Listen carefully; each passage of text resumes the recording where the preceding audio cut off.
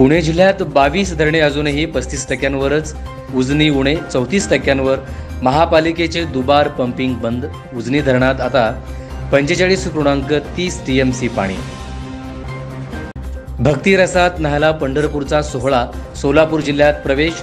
रांगोळीच्या पायघड्या आणि पुष्पवृष्टीने नातेपुते गावात झालं स्वागत. समाज कल्याणची भन्नाट योजना. लाभार्थींना मिळेल झेरॉक्स मशीन, सायकल, कडबाकुटी, ई रिक्षा, MSADचे प्रशिक्षण आणि बरंच काही. 1000 बस धावणार थेट गावातून. आषाढी वारीसाठी 5000 गाड्या. शनिवारपासून बस सेवा सुरू. कुंभारेच्या अश्विनी मेडिकल कॉलेजमध्ये दरोडा टाकण्याच्या तयारीला 9 जण जेरबंद. विजापूर नाका पोलिसांची कामगिरी.